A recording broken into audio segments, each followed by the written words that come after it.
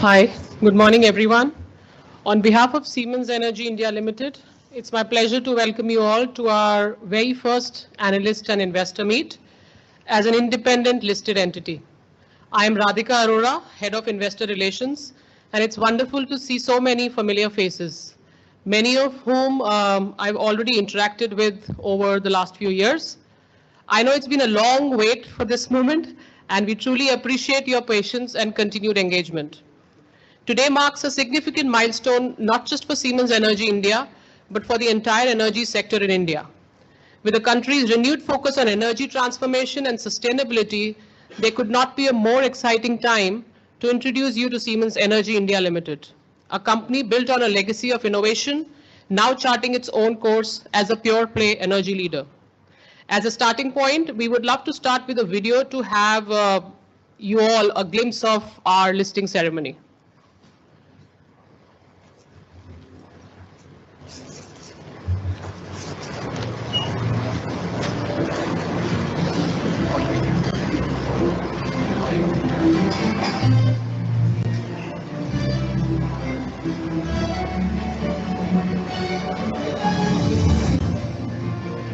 A very, very warm welcome to each and every one of you to a milestone celebration for India's energy journey. We are committed to creating sustainable value and maintaining the highest standards of corporate governance. Looking ahead, one thing is clear. Xylem is not just listed on the stock exchange, it's listed in the future of energy story. Full alignment with the vision of the country, making India for India, making India for the world.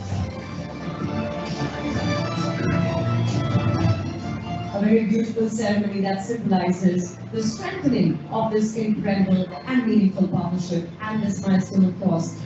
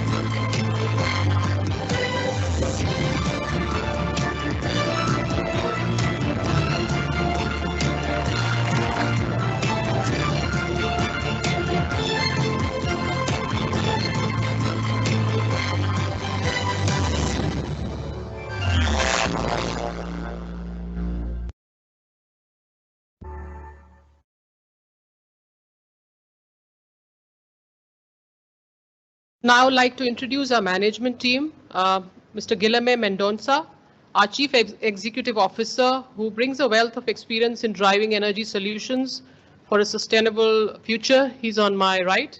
And Harish Shekhar, our CFO, whose deep financial expertise and vision will be instrumental as we embark on this new journey. Both Guilherme and Harish would share their perspectives and answer your questions. Just briefly, the agenda for today. We will begin with a presentation by our CEO, who will outline our vision, business overview, strategy, and the opportunities ahead for Siemens Energy India. This will be followed by a financial overview from our CFO, who will walk you through the performance and KPIs. After the presentation, we will open the floor for a Q&A session. And finally, we will invite you for maybe join us for a networking session and some tea and coffee outside. Before we begin, I would like to draw your attention to the disclaimer on the slide deck. By participating in today's session, we take it as read that you have reviewed and acknowledged the disclaimer. Thank you once again for joining us on this occasion. We look forward to an engaging and insightful session together.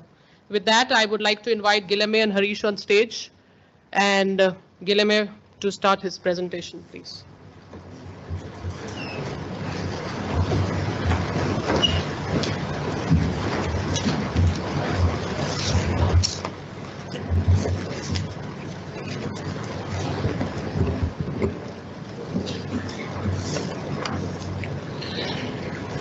So, very good morning from my side. It's a big pleasure to have all of you today with us and have the chance to introduce Siemens Energy India Limited in more details. We are more or less 6 months on the road after the listing, and we are so proud of this moment when we got listed on the 19th of June. And now today we have the opportunity to share with you a little bit about our company and about our business and how we're going forward. So I will go through the presentation together with Harish, our CFO, going through main 4 blocks. So first I will do an introduction of Siemens Energy as a whole and the company. Then we boil down to Siemens Energy India as we are operating in this country. Harish will talk to you about the financial performance. And then at the end we take a little bit look on the future, how we play and how we see forward the energy market in this country. So getting started right away. So, I don't need to tell you the journey that this country is going through. It's an amazing journey that India is developing, looking forward to be a developed nation in 2047, with so many things happening around. And these are realities that are not only wishful thinking, we really see things happening, right? So we see just the growth of the GDP of the last quarter at 80.2%. It's simply amazing how we see a country growing amid such a turbulent world. And when we look forward, we see this growth happening consistently. And of course, when we have such country growth, the energy sector also goes through a dramatic transformation, because there is no GDP growth, there is no country development if you do not have a strong energy sector that underpins all the development. You can try to figure out what vertical, what kind of business, what kind of sector of the society that cannot depend on the energy. Everything depends on the energy, and of course, as we go, the energy sector will go along.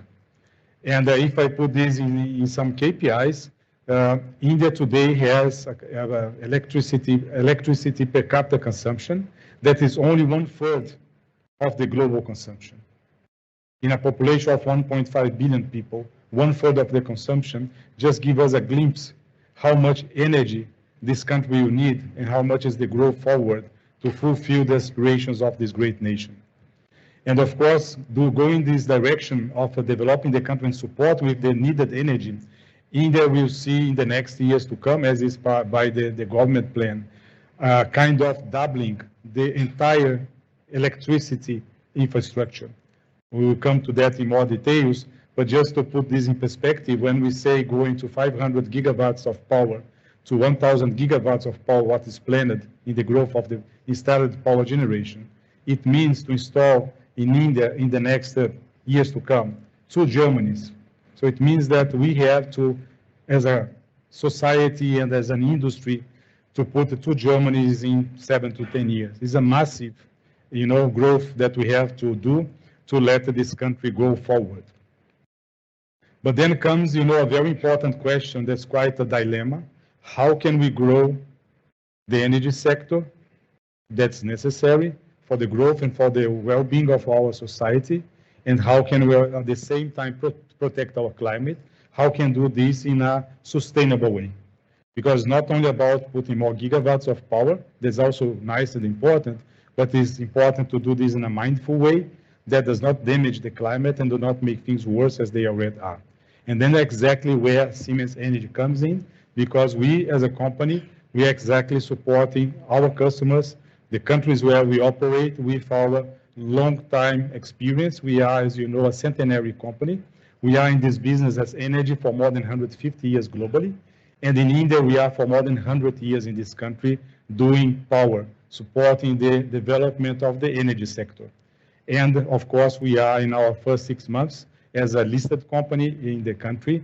And we are very happy to keep this forward and helping the development of India. The mission of our company globally is to energize the society in a very broad way. And it is exactly what we do. And when we energize the society, we support our customers on their own energy transition journey, how our customers can come from what they have to what they need on a sustainable way with our technology, with our innovations, turning ideas into reality. So this is our very much mission to help our customers and our society to go navigate through the energy transition, implementing, all the gigawatts that are not necessary, at the same time contributing for the sustainability of the planet. If I move forward about our company now and coming to our history in this country. So as I have said, we are in India for more than 100 years, operating over here. And these are many milestones that I could spend probably, a long time explaining you what we have been doing here. But actually, I will just pick up some of them that I think that are super relevant to give you an idea of Siemens Energy, or the energy business of Siemens that became Siemens Energy recently.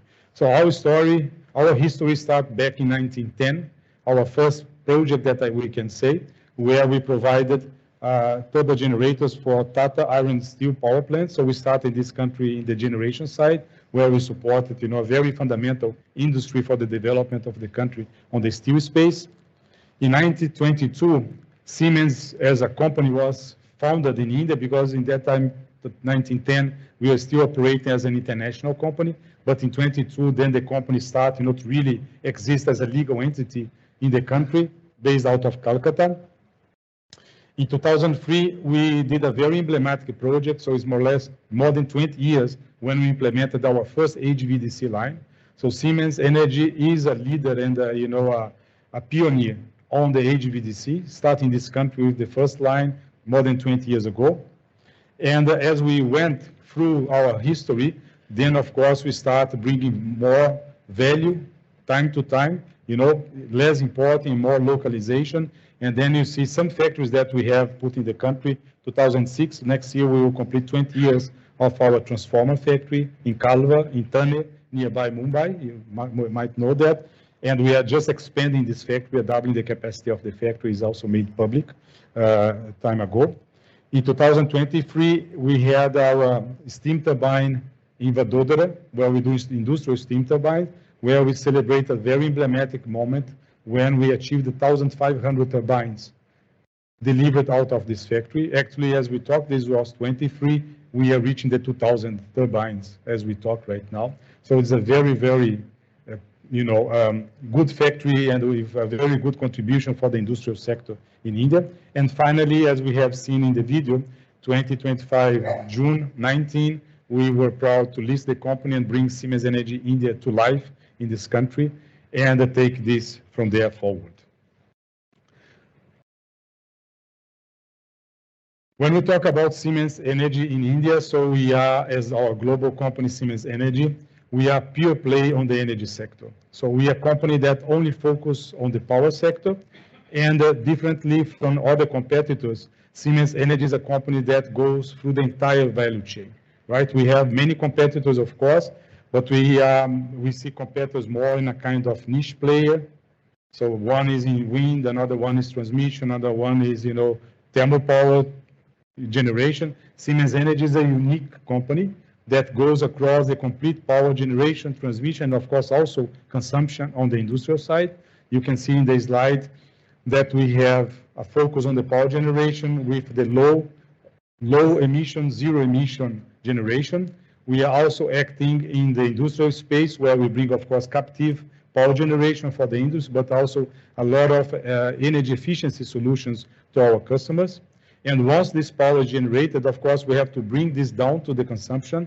And we have a very strong and powerful transmission sector, where we cover the entire portfolio from AC, DC, substations, products, services, digital, cybersecurity, you name it. So we are completely across the border in the power transmission.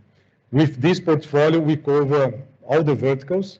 So we are very strong in the power utilities, of course, but also in the industrial space, metal, cement, oil and gas, sugar and ethanol, pulp and paper, the emerging data center sector, where we, of course, supplying our solutions over there, and also in the transportation, the railways. So we cover with our portfolio the entire energy sector. When we look at our company in India and also, related to our global one, we are very strong company based on very strong fundamentals. We are, as said, covering the entire value chain. I will give you more details on our portfolio.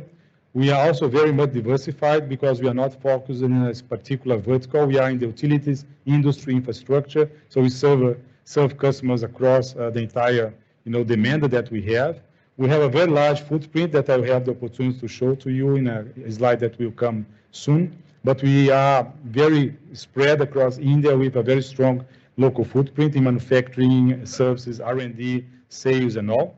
We have a resilient business model because we are diversified in terms of customers verticals. We are diversified in terms of portfolio. We are not just one or another portfolio. And we also have a focus on the domestic market, of course, that's booming, but we are also focusing the exports because India became one global manufacturing hub and the demand, when we de-risk other countries in the world, of course, India is the option number one so that we can bring value chains to the country. And we are also looking very much to the service expansion. And being Siemens Energy India Limited, we are part of the global Siemens Energy Group as well. Of course, due to that, we can access a very broad base of innovation, product development, new portfolios that as soon as they are available, we bring down to the country, or we cooperate with our headquarters in Germany to bring new portfolios also out of India, where we can support our company growing forward. We have some financials down to the bottom, but I will leave this to Harish to share with you in more details in the financial part. When we look at our portfolio, so we split the company basically in two elements. One is the generation. In the generation, we have some main elements over there. We have one that's very important, that's the central power generation. And here we are talking about large gas turbines, right? Gas turbines more for utilities, where we generate power for, for feeding the grid. As you know, India is not a country that's strong in gas. So India is a strong importer of natural gas. So I think 50% of the gas is actually imported, and the gas that India uses, or the gas that India imports and locally produced, but is a small piece, is basically for the domestic consumption and also for the fertilizer. So gas for power generation is not much available. We still have gas turbines here. You see that, 25% of India gas turbines belong to us. But, they are acted more as peakers. But globally, I can tell you that the gas is really booming. Gas was seen in the past as a bridge to the energy transition. We have energy transition thing, the gas will bring us to there. Today, the view has changed fundamentally, and gas is part of the energy transition. Energy transition is about the blending of many energy sources and not just one silver bullet. And gas is one of the key elements, how you can combine a stable and reliable and sustainable power system with renewables and gas. So this is how is our vision forward, and we are seeing the growth of gas turbines globally strongly, especially also driven by the data centers. We have the distributed power generation, where we have gas turbines and steam turbines up to 100 to 100 megawatts. So it's more focused on the oil and gas, pulp and paper, sugar and ethanol, where we have either captive generation of power, or we have, like in the oil and gas sector, customers like ONGC, where we have an extensive fleet of industrial gas turbine feeding the platforms and the exploration of oil and gas. On the industrial steam turbines, we are very much present in the supply of steam for the process industries, like sugar and ethanol, pulp and paper, metals, cement. So it's a very important element over there. And I just shown, that our factory in Vadodara has supplied more than 1,500 turbines so far. In the transformation of the industry, where we are more on the consumption side, we are very much looking to the electrification, automation, digitalization of the industry, aiming to bring more sustainability, decarbonizing the industry. We have solutions, for example, on the waste heat recovery, where we take the flue gases of a process like cement and steel. These are very hot gases that normally goes to the atmosphere. We capture these gases, we bring these gases back to the boiler, we generate new steam, and with this new steam, we generate more power. That brings a very important, additional clean energy to our customers, and a very important sustainability measures to them. And finally, we have the green hydrogen. We are the market leaders on the PEM electrolyzer. We are seeing India with a very big push for hydrogen. This is, on our view, kind of more longer shot. We see the movement is still, in development, and we see that hydrogen will peak more forward, maybe 5 years down the line. But of course, we support India with our technology and with our global experience. When we look at the transmission portfolio, as I have said, in the transmission, we are a major player. We are across the entire value chain of the transmission support our customers. We have, 30% of the HVDC capacity in the country with the projects that I have mentioned. And we are also a market leader on the grid stabilization. When we say that India is implementing 500 gigawatts of renewables until 2030, that's a massive amount of renewables. As I said, it's 2 times Germany total capacity. We do need to implement grid stabilization. You might have known what has happened in Spain and Portugal, that the 2 countries were more or less 3 days without energy, a complete blackout, because these countries are very much based on solar and wind, and was missing exactly the grid stabilization, the inertia in the grid, and then some instability drove the country to a blackout. India has been very mindful in build up the renewable with the thermal power plants, but also bring a lot of grid stabilization. Last year, 25 was an important year when we had a very large amount of STATCOM projects. So STATCOM are, static compensators that, stabilize the grid, to make the renewable integration smoother. And we were happy to have a very important participation over there. Moving forward, I'd like to share with you how is our footprint in the country. As you can see, we are extremely spread across this country. We are present everywhere. We have 8 factories across power transmission and power generation. We have 4 service centers where we bring our services close to the customer, where we have the operations of our customers so that we can be quicker and more efficient to serve them. We have 4 engineering and R&D centers where we do innovation, project execution, and other engineering, activities to our local operations, to the local projects. But we also have an important participation growing on supporting our global projects and our global organization with the expertise and the brains, the brilliant brains that we have in this country to move our company also forward globally. If we look to the perspectives, and you can see the numbers of Siemens Energy that were public for the fiscal year 25 as well, the country globally, the company globally is also being very successful with a huge backlog. I think we are reaching globally 130 billion euros plus backlog. So it's a huge backlog to be executed. These numbers are public in the Siemens Energy side, but it means also when you have a large backlog that you need people to execute this backlog. We have to deliver at the expectation of our customers, and we have to execute with the operational excellence that is required to our shareholders, and where also India comes very much in the picture, supporting the execution of this huge backlog, also globally, not only locally. And when we talk about, the exports, we are very present in both sides. We are present on the sourcing of products and also components. We have a role, for instance, to be part of our global manufacturing network. Siemens Energy operates with a global network of factories, so the factories are kind of interconnected, serving the global customers. And we can either supply finished goods like a transformer, switchgear, turbine, but we can also, and we do support components like a feeder factory. So we supply pieces and parts to other factories that supply or manufacture the final product.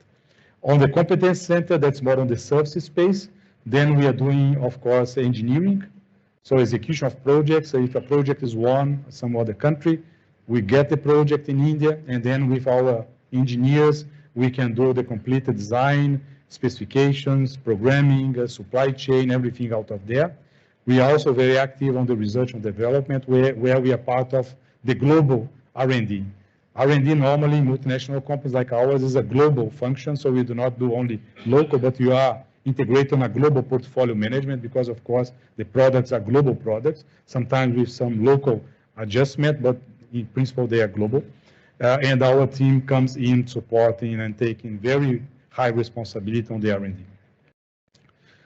Moving forward, how we manage this company, we have a very professional and experienced board of directors. I will not go through the colleagues, but these are, longer experienced people that are helping us driving this company forward. When we come down to the company, of course, people stays on the center of everything that we do, and we have a very strong team in our company delivering and serving our customers through marquee projects. And here I just brought up some important projects that we have done, also to illustrate, the impact that our team, our people are, generating in this country. So we have projects like this resilient power generation. We had an issue in Mumbai end of last year where we had a problem in one thermal power plant generation, and we could recover this in a record time of 6 months. We could put up this plant operating again. We have, as I said, the StartCons on the energy transmission where we are helping integrating the renewables in the country. On the right side, upper right side, we have the decarbonization of the industry. This is about the waste heat recovery, where we capture the flue gases and generate more steam and power out of that. On the bottom left, we have the electrification of inland waterways. This is about e-ferries. So there are many projects in India. We got one in Kochi. There's another one that we won now in West Bengal, where India is starting to use the waterways for transportation, for people transportation, and we do have the electrification and automation of this kind of transport. When we talk about decarbonization, we are bringing, sustainable power transmission. As you might know, circuit breakers are normally isolated by SF6. It's a gas that's very important, very much used in the industry, but very much contaminate in terms of CO2 footprint. And we have a solution that is clean air, is, completely free from any CO2 footprint, and we are starting a project in India as a pilot. This is also a longer shot, but we'll see that, the transmission will be migrating to decarbonized solutions in the future. And finally, large export, as we have very competitive products in India, very high quality, very competent people behind this. So we are having more and more opportunities to address global markets, supplying to our Siemens Energy company for the global customers they have. Moving forward, as I said, innovation is in our blood. So this company exists for more than 100 years, only for one reason, because we are an innovating company. We are always reinventing ourselves, because of course, if we are stuck in one portfolio that's successful, this portfolio tomorrow might not be successful anymore. So that's why we invest so much in this, and of course in this part of that, just to give you a number. So we have in India 1,500 people working on engineering R&D for local and also for global. So it's quite a large team helping our company. We are very close to top universities. We signed another day, last year actually, a MOU with Mumbai IIT, where we are working on the CCUS carbon capture. So this kind of innovative things that are coming on in the future, of course, they start very much on the academy when we start, to come up, and we partner with the academy exactly to bring the technologies of the future. Sustainability is a key element on us. We are a company that work on the energy transition, and our mission is to energize the society while creating a sustainable future. And ESG could not be out of our agenda. It's actually on the top of our agenda, and we are a sustainability leader. So here we have our own internal targets where we want to be climate neutral in our own operation until 2030. We already have 100% of the feed of our operations with green energy. And we have zero waste to landfill, where we in India take all the waste to the right treatment afterwards. In terms of environment, as I said, people stays in the core of our success. Everything that we get, all the numbers that we see, is just a result of the work of a great team behind it. That's why we invest so much over there. You see on the training, we have an average 37 hours of training to our people. For 4,000 people, you can imagine you can calculate how many hours we are investing in training. And the skilling is very important in a transforming world. New technologies, new ways of doing business, new kinds of leadership. So we have to be training our people all the time. We also grow a lot of headcounts, a lot of people coming new from the universities. You have to upskill and skill and reskill everybody. That's why we make a huge investment over there. We are fully committed with diversity. We reached this year 25, 15% of gender diversity, and not only on the offices or in the white collar as we call, but we had also the start of diversity on the production line. We do have in our factories manufacturing lines that are only built by women, and it's very good if you see around how women are more and more getting to that. Diversity is not only a moral imperative, but is also a social, is a business need, from the strategic point of view. Diversity is proven that, the more diverse environment that you have, more creativity and innovation you can get in a company. And then, of course, this boils down to a higher performance. And at the same time, as we grow the company, as we are growing, we definitely need to tap on the women talent to help us grow this company forward. Zero harm, we always say in Siemens Energy, safety is our license to operate. If you cannot do it safely, we better do not do that. We better leave the project to go, and we skip that, because we only do whatever is safe to our people and to our contractors. And in terms of social responsibility, our corporate social responsibility program has the name Energy for Good. In this program, Energy for Good, we are focusing in education, also education with a focus on diversity, how we bring more women to our operations, environmental sustainability, and sustaining communities. So these are the three main focus that we have in our corporate social responsibility program.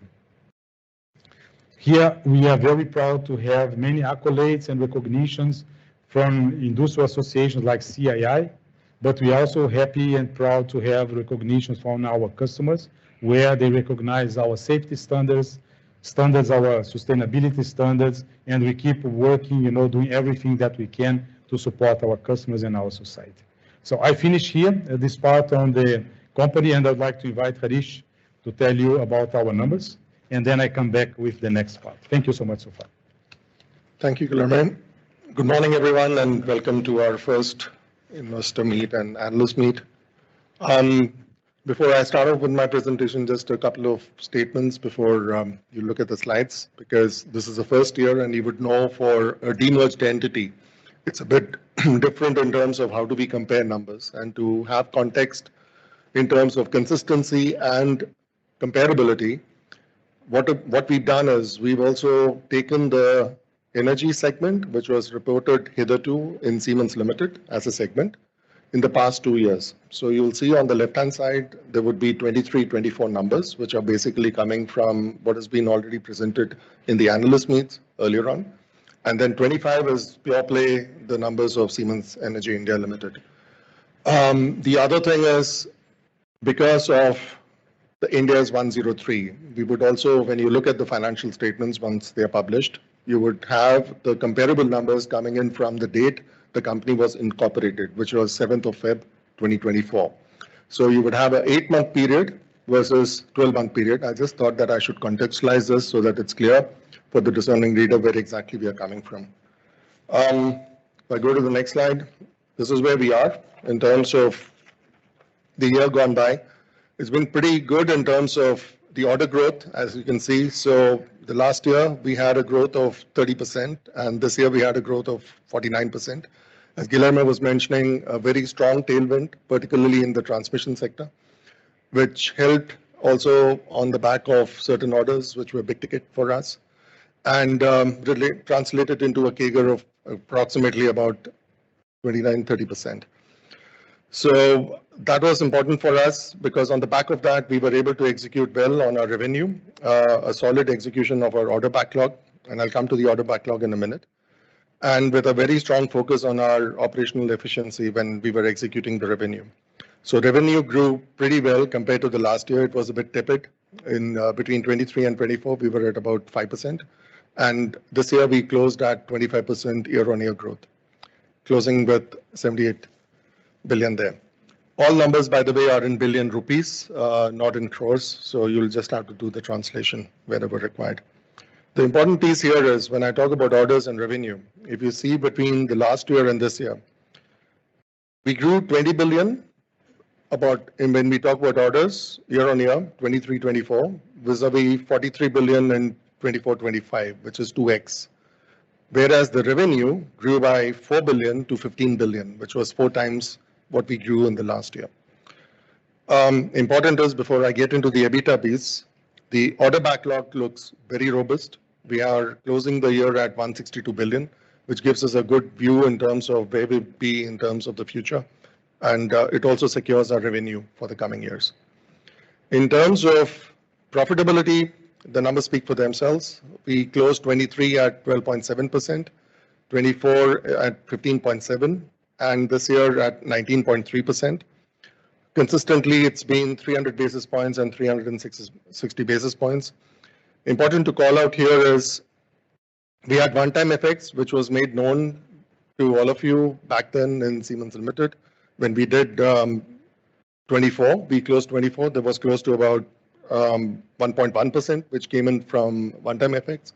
In 25, we have a 1.3%, and this was also disclosed in the Q1 of the fiscal year at Siemens Limited, just that we are on the same level playing field. So if we remove the one-time effects, 25 would be at 18% EBITDA.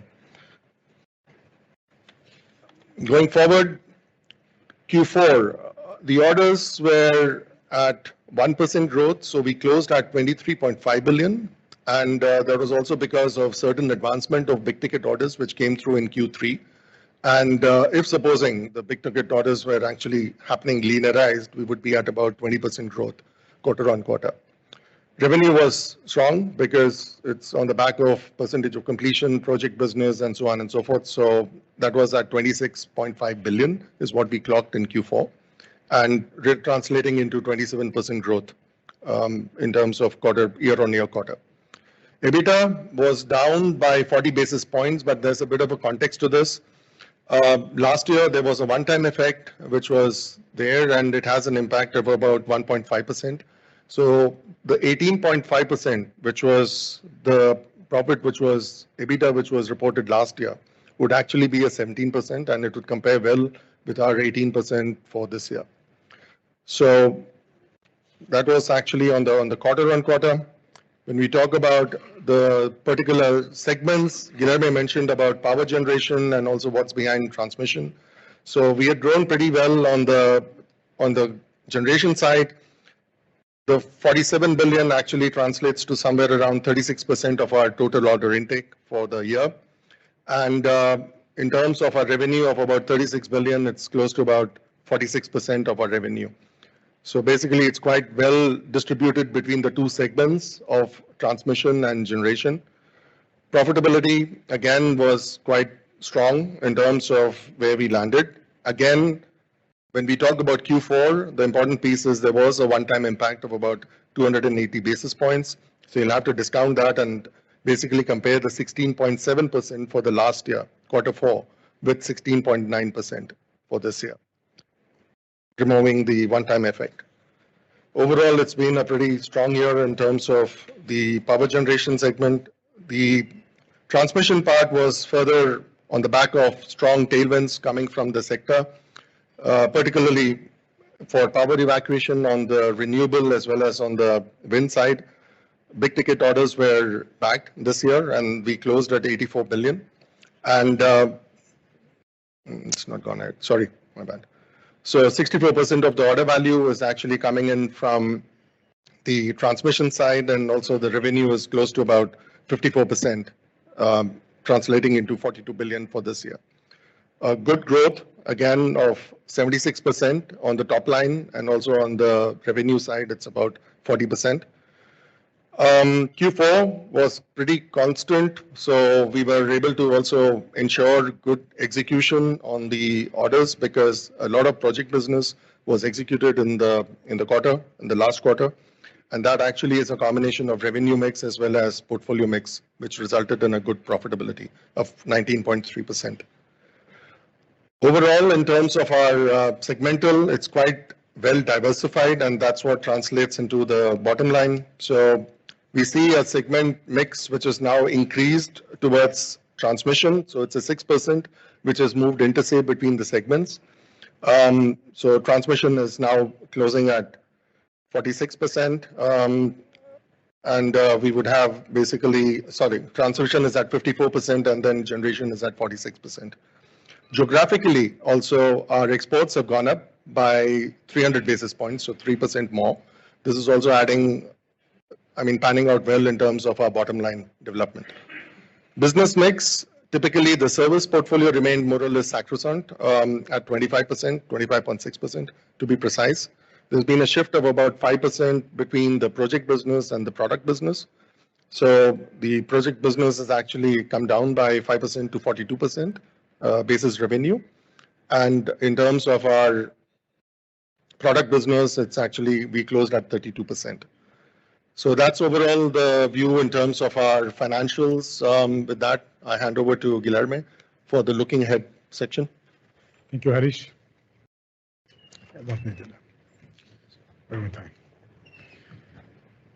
So we had the introduction. We learned a little bit about our company. Harish has shared the financial performance from 25 and from the Q4 last year. So now we try to take a look forward and how we are going with our company, navigating the opportunities of the Indian market, but also from the exports. So here we see, that based on the growth of India and how this country is developing, this is generating what we call an electrification cycle. So electrification cycle meaning that, to pump this growth, you need a lot of electricity behind it.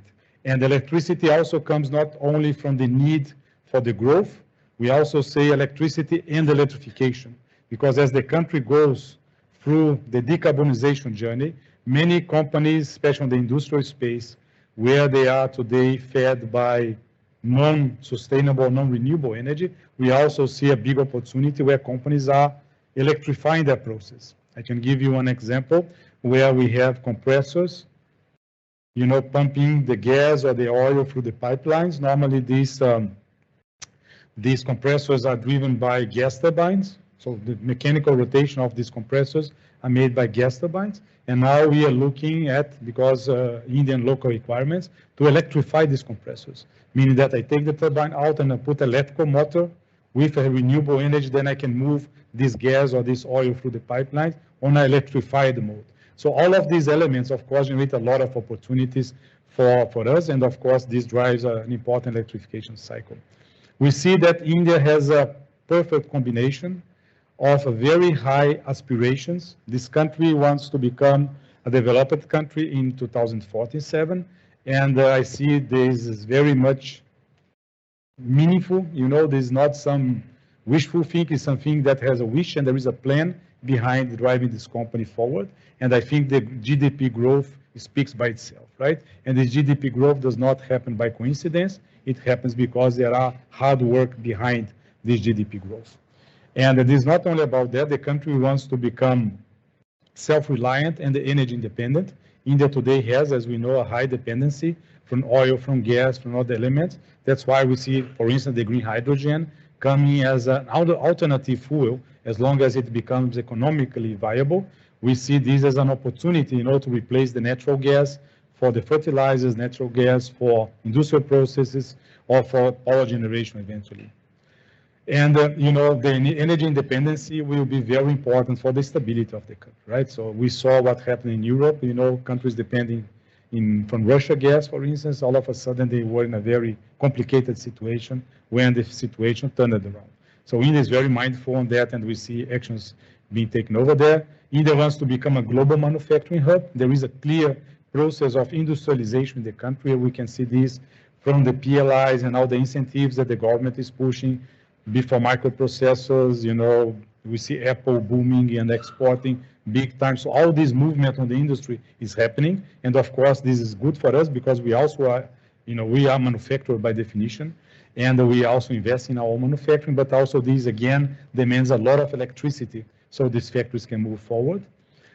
Technology sovereignty. So India does not want to stay eventually manufacturing, but still using technologies from abroad. India wants to develop its own technology, be fully owned by India, but also in partnership with our companies. And we are very happy to bring our technology for India. We are not a company that have something outside, bring to India and sell. We really are embedded in the full structure of the country and the value chain of the country. And finally, the country wants to become net zero in 2070, where the decarbonization and the renewable is happening big time.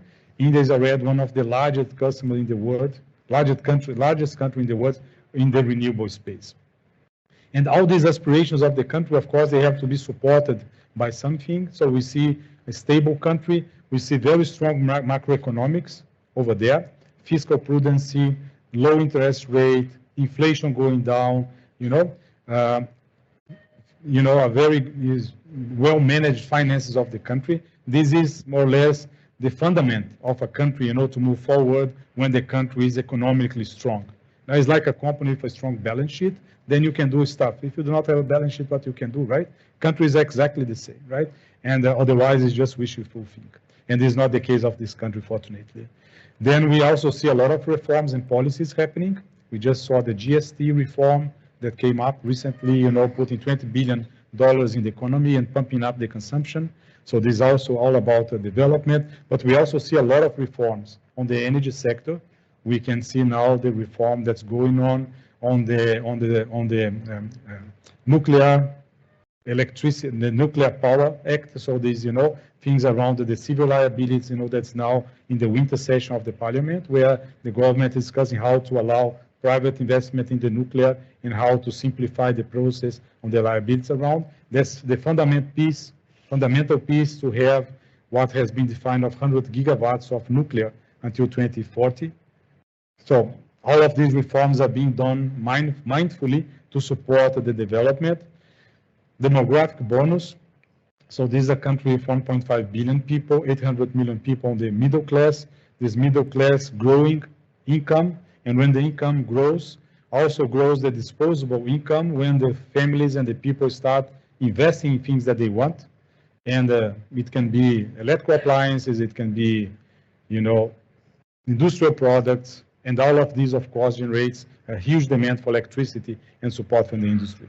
And one very important element for India that we see is that India has a very, very competitive electricity cost, right? So when we say that India has a 3.5 rupees per kilowatt, per unit, and the price is going down. Now, maybe I'm talking about 3.5, is already 3.2, 3.1, because mainly driven by solar, and the solar is a very competitive one, and India has a huge potential for solar.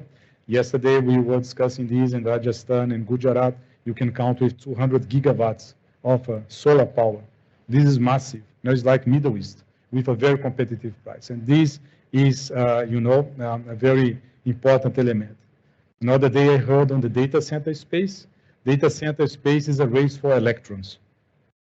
Everybody talks about NVIDIA and software and this and that, but what underpins the success of data center is available electricity with a competitive price. Because data center are huge consumers of electricity. If you do not have electricity or your electricity is too expensive, then you do not have a big chance to be successful as a country on the data center space. That's without no reason China and the US are putting power, with bigger thing. We are seeing our gas turbines in US growing tremendously because data center are buying gas turbines for captive generation because everybody needs electricity available and a good price to make the data center race be successful. Looking to this, and we see there, I have already said about the global consumption, the average consumption of energy in India, electricity, that we are here at 1/3 of the average. You see the countries over there. How is the electricity consumption country by country? And we see also the GDP growth, how India, stands out, in comparison to other major countries. All of this drives to a situation that we have a huge growth in the Indian power sector coming forward. So the country should double, and it's happening as we talk, the power generation from 500 to almost 1,000 gigawatts of power in the years to come until 2032. That's what has been planned by the government, and it's happening.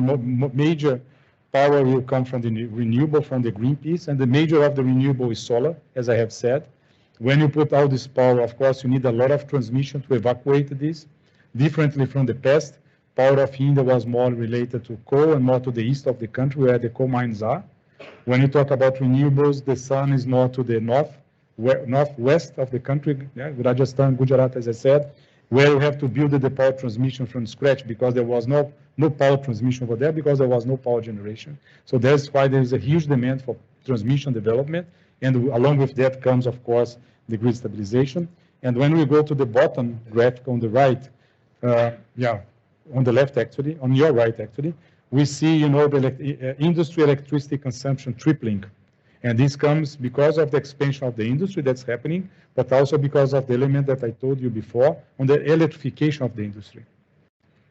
And this electrification of the industry generates a lot of demand to bring the electricity to process that before were more driven by other kinds of source of energy, like fossil fuels, and this makes this to be 3 times more in the years to come. All in all, a huge potential in the development of the electrical sector. When I look, to the key drivers, and don't want to be repetitive because many of these we have already mentioned along my presentation. Maybe one that I would like to call out is the oil and gas. So exactly because India has a high dependency on the exports, the government of India also has changed the policy that was talking about the supporting policies, allowing, some sedimentary basins that were before a no-go, now they are open for exploration, also attracting private capital. So we see the OALP, so the open acreage auctions, going big time. We have the 10th one on the table with, if I'm not wrong, with 28 blocks that I'm sure that should bring to India discoveries very soon. And this can be definitely a game changer for the country if the country finds enough gas in deep sea waters. This is a very important thing happening. The nuclear energy mission, as I said, there is concrete movement behind to get India back to the nuclear and make the nuclear a very important part of the energy mix. Data centers, I mentioned maritime, we also spoke about all these e-ferries, the transportation, electrification of the transport. All of these elements that we see over there with the policies and market developments lead to us to many opportunities across our portfolio. So in the generation side, be the expansion of the power generation whenever it happens with gas, where we are focused in, but also a lot in the services side. So we have to provide service to our fleet of industrial gas turbines. Power transmission, we are, of course, across the board, as I have said, and every TBCB where we have a grid expansion, new transmission lines, STATCON, SYNCON, HVDC, you name it, Siemens Energy is present over there as a market leader. In the industry, we are present with our turbines for the captive power, supplying turbines over there, but also helping our industrial customers to go through their decarbonization journey with solutions like waste heat recovery. Data center is an important element. We are seeing this grow in India, so numbers vary very much nowadays. So we have around 1.2 gigawatts of data centers in the country. The future says 5, 9, 17, depends. Yeah, but I think that data center will be a big thing in this country as 1.5 billion people, all the data that's generated over here, the digital nature of this country should drive, but we still see this data center picking up. Now, it's not like US, where you have data centers of 5 gigawatts everywhere. Here, things are moving on, and we have some announcements like Google and other companies that are putting data centers that are, of course, in the right direction. Finally, the maritime, where we are looking very much for the electrification of the transportation, of the transport. So I'm already over time. So shortly here, how we look forward to India in our, let's say, strategy, if I can put it this way. We have basically 3 pillars over there. One, we want to keep our partnership with the country, our partnership with our customers, bringing more capacity, more portfolio, supporting the development of the country because the demand is super high.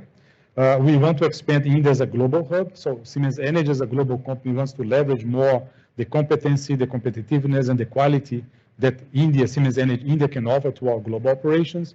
And although we are very much focused on our core portfolio, so generation, transmission, everything that I have said, we are also exploring new market fields where we can, like green hydrogen, we do not see much happening on our side, but of course we are working on that, supporting customers, regulatory, so that when it picks up, Siemens can have, as we have in other portfolio elements, an important share of the market. So we are looking across the border to the present, but also to the future, how we move forward.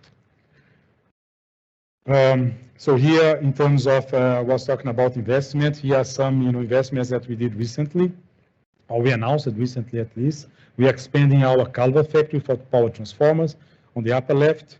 1 month ago, 3 weeks ago, we break the ground in Aurangabad for our switchgear factory, where we are also expanding over there. We're inaugurating Raipur, our services center for steam turbines.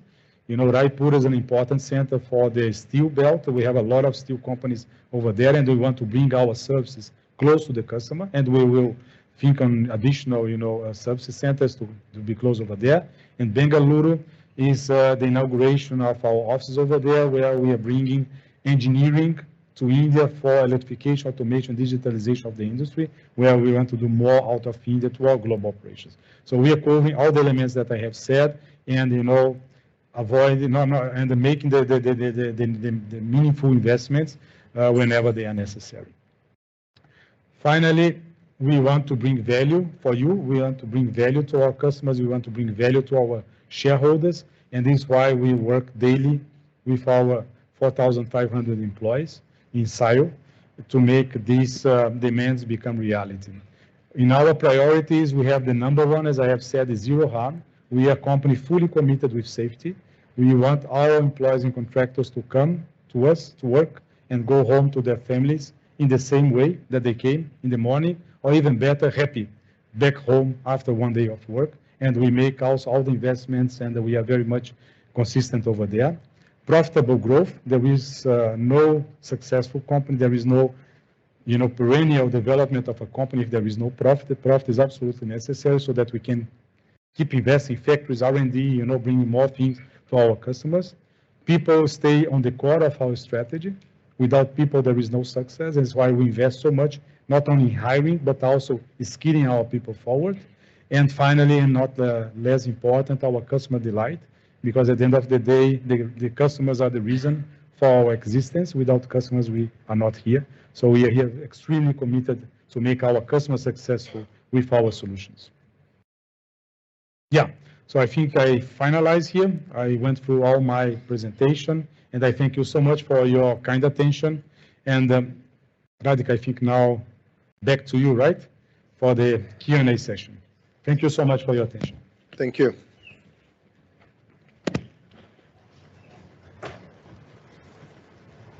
Okay, so I think we'll just start the Q&A session now. There are people behind. I know there are a lot of questions. We can go to each one of them separately. Could you also just maybe, introduce yourself and... Hi, good morning. Good morning. Yatin from Nippon. Thanks for this great presentation, and I think the long-term outlook, you're really positive, but if you can help us understand our existing portfolio, how is it aligning with the long-term and the near-term growth strategy? Sorry. Aligning? How is it aligning with the long-term and the near-term strategy in India? So maybe just an example, like the HVDC is a huge opportunity in India, but in our portfolio, we are only focusing on VSC, where, if you look at the ordering in India, VSC doesn't seem to be that prominent. It is the other technologies which the country is more focusing on, maybe because of cost, maybe because of anything. So when we look at the India opportunity, are we running the risk of not addressing the entire market through specific technologies? Or when you mention evolving for the future, do you think you would like to add some of the more technologies to address the broader market? Oh, that's right. No, thank you for the question. It's very, very, very important one.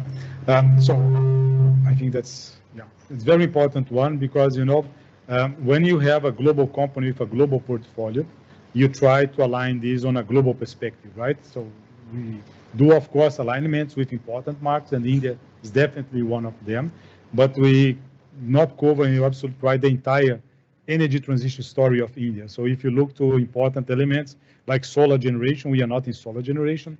And for everything, there is a reason why we are not there, right? So it's not because we do not want. We just see that the industry for solar generation is an industry that actually started in Germany 30 years ago, right? So when I lived in Germany, I was paying a piece of my energy account to finance the implementation of rooftop solar, and Germany came to 20 gigawatts of solar, 20 years ago, something that India is doing now. The question is that this industry became a big commodity. You know that, right? So it comes basically from China for the whole world, not only. So that's an energy, there's a portfolio that we do not see value, and how we can differentiate. So this is one of them. The other one that's also important in India is the coal generation, coal-based generation. This is a decision that the company took globally because of our sustainability targets to not be part of coal generation. So 5 years ago, 4 years ago, we stepped out of new additions of coal.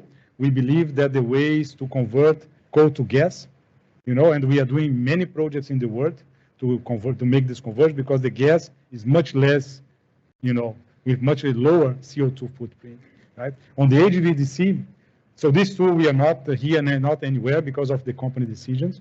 On the HVDC, we are very much like here. You saw we were the first HVDC project. Then we come to the discussion LCC, VSCC, right? That is something that I think you also mentioned in your question. Here's again is a strategic decision. The market for HVDC globally is immense, right? Especially because many countries in Europe, for instance, US to a certain extent, they are going to renewables big time, mainly for energy security, and this generates a lot of renewable integration, where we believe, not only we, but I think the industry believes that the best technology for renewable integration is VSCC. VSCC is more modern, it's power electronic basis, right? It's a technology that comes with a lot of features already embedded, like black started, many things that the LCC does not have. We have to add all of these things because LCC was thought at the beginning. You saw our first project was 25 years ago in India, was just to make book transmission from point A to point B. There were no renewables over there. It was more thermal power generation to just connect. Now, HVDC is about connecting book, transport of power, but at the same time integrated the renewables with the intermittency and all the quality of the energy. So VSCC is the right answer for that. And because of the amount of projects in the world, so then, and we have to focus our resources globally, and we focus on the VSCC. For India, it's not good news because India still have LCC, and the reason for LCC is because there are many long lines, high power, because of the continental nature of the country. So VSCC maybe is not the adequate for that. The LCC is because of the losses that we have over there, but we are looking forward to bring VSCC to higher voltage levels, where then LCC will completely unnecessary, right? There is just the reason for LCC is long lines, high power. But from the technology point of view, LCC is a technology that's being phased out, right? So in our global strategy, we focus on the VSCC, and when we come down to India, then of course we have to follow the global strategy because we are, and the HVDC are projects that we look at the pipeline on a global perspective, right? Because there are so many projects that we have to add. So when I say all of this said, I would say that our portfolio is very much aligned with India growth because we are in the power transmission across the border. We are in the energy efficiency on the thermal power generation because we have many thermal power plants that were done with coal. We were done with our own steam turbine technology, the large steam turbines.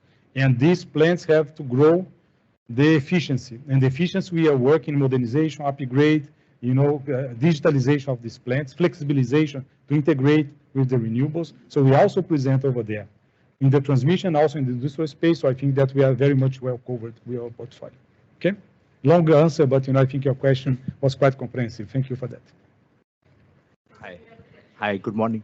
Hi, good morning. This is Mohit Kumar from ICICI Securities. My question is, how much are you localized on the HVDC side? What is the percentage terms? HVDC? HVDC, VSC HVDC, and you just talk about the funnel of order pipeline for VSC HVDC for us, for domestically and global? In terms of localization of HVDC, is a solution, right? So when we do HVDC in India, we have an important piece of localization. That's all the power transformers we do in India with our factory in Kalwa. All the engineering of the HVDC we do in India. The only part that we import is what we call the IGBTs. This is the semiconductors, and this is something that's not available in India. Now, there is no production over there. There are initiatives of the country and some companies that are trying to bring the IGBT production to India. But these we have to have a huge scale, right? Because all these industries are need a lot of scale. So as long as we have this, of course, we would consider the localization of the IGBTs, not only for India, but also for other markets. So we do have a localization. It depends project by project. But fundamentally, what we bring out from Germany is on the microprocessor side, on the electronic side, that's the IGBTs. My question is that, of course, India needs 60% localization, right, for the future HVDC project. For this particular VSC HVDC, there is exemption. But as you go into maybe the next lot of VSC HVDC, the requirement may go up to 60%. So are we achieving the 60%, or is there a plan to? We can achieve depending how we configure the project, right, and how much value we bring to the country. When you go, is bad there? Therefore. Oh, that's very bad. Can you hear better now? Or maybe we can switch off. Can we switch off the air conditioning because of the noise, right? The rattling noise. The AC we can switch off. Maybe it's better now. No, I can try to speak louder, or try to switch off the air conditioning. It's not so hot today, I guess. Or maybe you can move to the front. Guilherme, you can try this mic. You can try this mic. This mic is better. Okay. I think it's the AC. No, but I think they are too much to the back, and the air conditioning. You can come to the front. Also, there are seats over here if you want to. It's okay. So I understand your 60%. Project by project, we are looking how we do that. But I tell you, the main piece of localization that we have to do is the localization of the semiconductor, the IGBT. And this is something that we do not manufacture. We buy it. We buy it from companies that are basically in Europe or Japan. And that's why, I can't localize it by myself, right? So we are working on that and see how we do. But, as I said, that transformer engineering, capacitors, there are so many elements that we use, cooling systems that we can localize to grow until the 60%. One more question, if I may ask. FY25 was a great year in terms of transmission order inflow. But as we enter FY26, the order pipeline, the order prospect, is it as good as it was last year, or do you think there is a moderation going forward? I think that there was from 24 to 25 a peak of projects because of the demand that we have been seeing. So the TBCB auctions came in 25 big time. And of course, we cannot grow the market, 25, 40% every year. So there is a growth, and then, it's not flat in the market, but then you come more to a normalized growth, maybe 80%, something like that in the market. That's like, I give you an example. Last year, if I'm not wrong, we had 10 STATCOMs. Thereof, we got more than 50% market share. We got, out of the 10, we got 5, something like that. This year, we cannot have 15 STATCOMs and then 20 STATCOMs, because, it's too much. You cannot execute also this. So then we see that based on these 10 STATCOMs, that's quite a number of STATCOMs, then we grow on the top of that. So we still, of course, see and the growth of the transmission market going forward, but more on a higher baseline that we had in 25. Thank you. Good morning. Good morning. I'm Shubdeep Mitra from Novama. So my first question is with regard to the HVDC piece, as you well explained.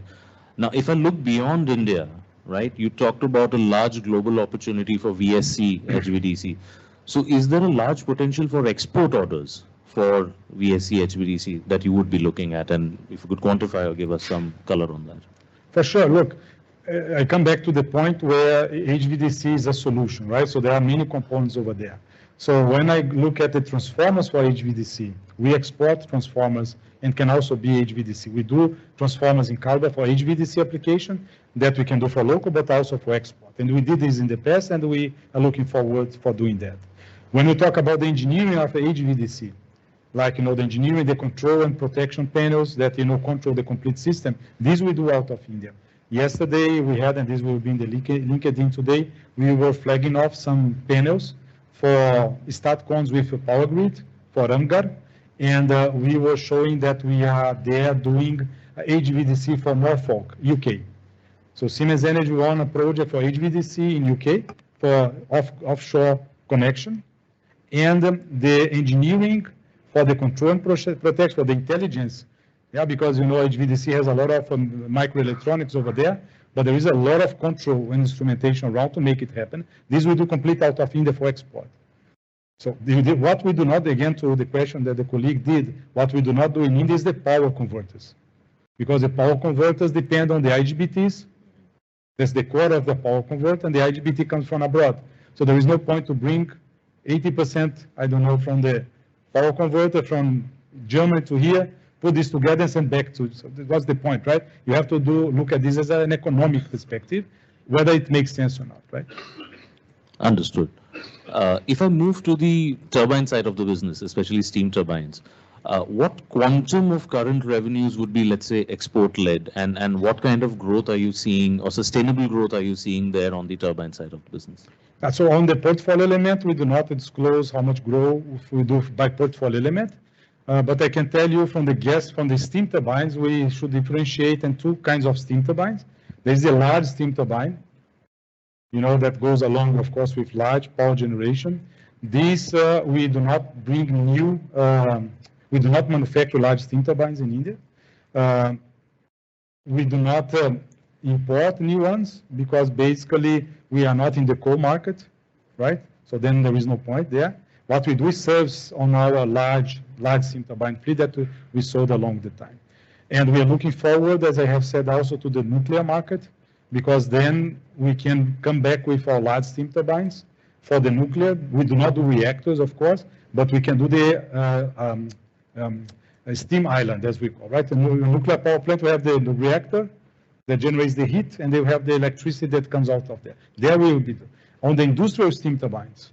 Then, of course, we have the Vadodara factory, and we are present across the entire process industry in India, and we are starting to export more steam turbines out of Vadodara to other countries. I can tell you qualitatively, but not in numbers. Understood.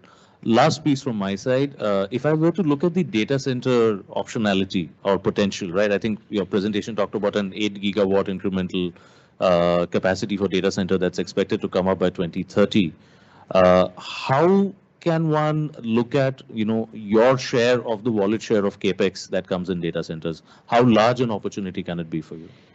Yeah, so depends how the data centers, how the developer of the data center is looking at, right? So today, our share has been more on the substation, because it's basically about the grid integration, grid connection. So you put a data center from Amazon and you have to connect to the grid. There is a need of substation, and of course we can do the substation. Substation, compared to the size of a data center investment, is a small piece, right? So the bulk of the data center investment comes from the racks and the processors from NVIDIA, and also we are just a junior guy connecting the energy that's necessary, but it's not the major part of the investment. When we look at US, then we are not only doing substations, but we are doing the complete gas power generation. So there are data centers in US today that are on the gigawatts scale. So then sometimes you need 4 large gas turbines, So then it's a huge business for us. Still for the data center is not, because proportionally, but it grows, right? And we can also do the power distribution within the data center. So it depends how the data center is configured, then it changes. But if you ask me generically from the total capex, if you say, Google is $1 billion, we might be with a substation $20 million. So 1 to 20, that's just to give you a sense of proportion what we're talking about. Unfortunately, we are not in the microprocessors business. Got it. Thank you so much.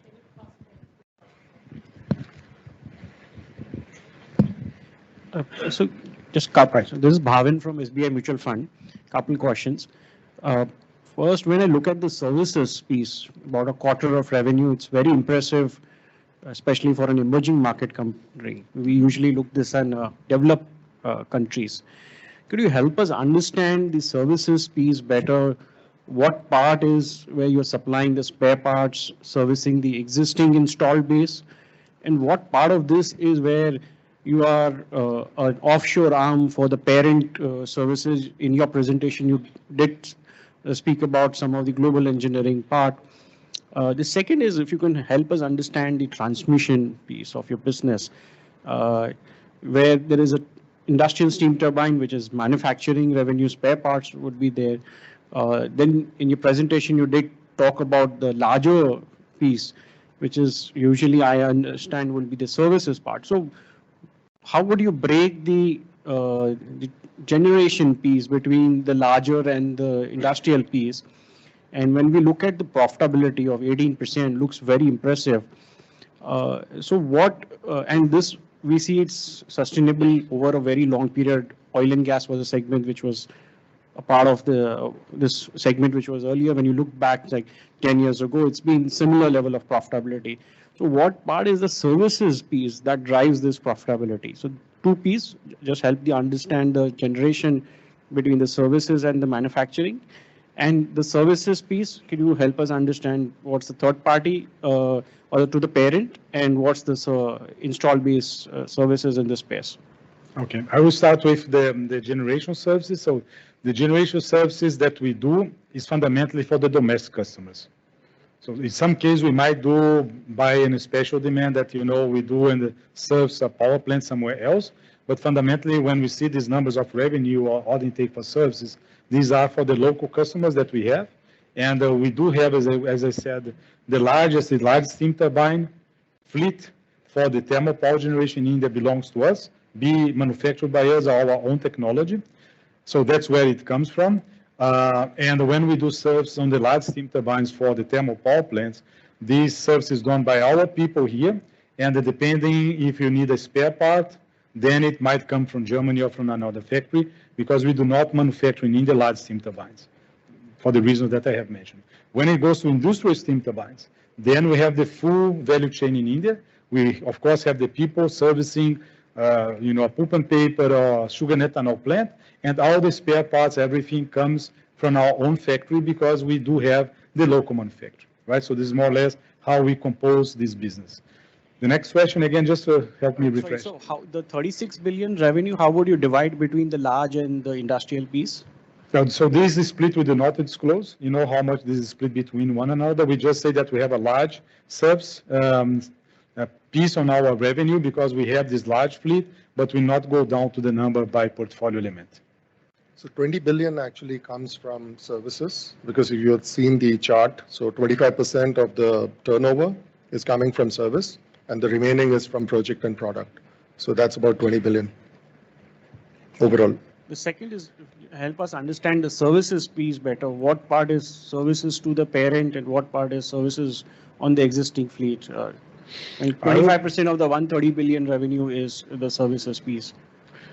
That's the competency hub part. Yeah, that's what I say. Actually what we do for the global is more on the competence hub that I said, where we have these engineers doing services for R&D, engineering, project execution, and this is more on an hourly basis model, right? So we are just actually doing for them, but the project's not with us. So if there is something happening in another country, this country use India as a resource pool to help them executing, and then our business goes more on the direction of selling hours, if you like, right? So if I look to the overall number without giving precise percentage, I would say that most by far piece of the services is on the domestic market, and a smaller piece is on the export of services as hours to our headquarters. So Bhavin, to answer, he's right. So the domestic, so out of the 20 billion, a significant portion is domestic.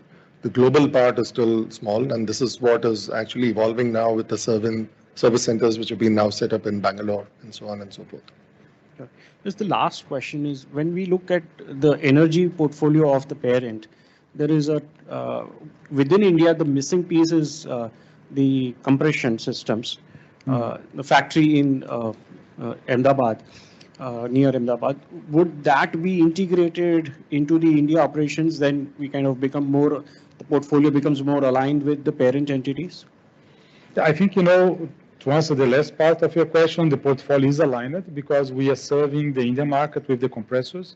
So we have very important customers on NGC and IOCL, you name it, GAIL, so the gas transportation. So we are serving this. How we serve is a different thing. We have different companies in the country. Actually, we have 3 companies in India. We have SAIL, We have Siemens Energy India Turbo Machinery, that's the Naroda colleagues, right, with the compressors, and we also have the Siemens Gamesa colleagues in Chennai. So these are the three companies. The portfolio that we do in SIO is everything but compressors and wind, but we are serving the country as a whole, right? If you ask me about integration, this is something that I cannot answer you because we will depend very much on the headquarters strategy when they want to do that. Sure. Thank you.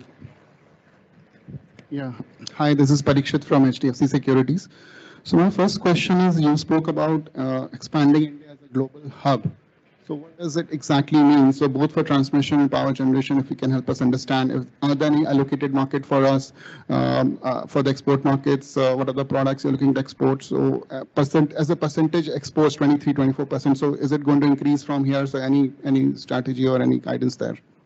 Yeah, so when we say to transform India, or not to transform because we are indeed already a global hub, is to increase this contribution of India to our global operations. It goes in both directions. It goes in the direction of services in the sense of grow headcounts in India that can support the execution of projects globally. Like I gave the example of the HVDC in UK and the power plant in Taiwan. You know, we can do these kind of things out of India using our manpower. This is one element. We also look at India, how to provide internal services, like we do supply chain or we do IT, some elements that we do internally from India to our company. There's also like a GCC, now we have so many models like this in India. So this is there, and we want to grow, to expand to other functions and increase the amount of projects that we can do out of the country. But again, this is a man-hour kind of business, right? So we are just providing that. So this is what we're doing. And we are also looking at export of products and other kinds of components to our customers or to our factories. And here is not that we have markets that are located to us. So it's not, India we have this market A, B, and C. We do not operate like that globally. Actually, we operate in the factories like, global manufacturing networks that, there is a global demand, there is a global network of factories and how we serve the market. So it can be that we are serving US because our data centers, but tomorrow there is a project of switch gears in Taiwan, and Germany will decide where we should serve according to the project pipeline that they have. And this, as we grow, there is a trend, that as the export could grow along, because if you expand, of course, your global contribution, the export should grow. But how it grows, we have to see how Siemens Energy wants to leverage our operations forward, because the export piece is not in our hand. The domestic market is in our hand. We can, of course, play with our cards over here. But when it's about export, actually the headquarters decide where I need you, right? Because it's their responsibility to decide for a given country, for a given customer, what's the most suitable factory to supply. That can be about lead times, about the qualification of the factory, suitability of the portfolio, all these elements coming when is a decision there. Okay. Okay. The other question is on HVDC. So we have seen other incumbents, both GE Vernova and Hitachi, announcing large capex programs on expansion of the HVDC facility. So in light of that, how competitive we are in terms of pricing while bidding for orders, large orders here? So do you think we are competitive enough in line with their cost? So how does one read that? Absolutely. So we see ourselves very competitive on a global perspective. We are market leaders in HVDC VSC, and we are also competitive in India. And we are not concerned about these announcements because we also announced we have our competence center. We are expanding our people. We have a localization of our power transformers.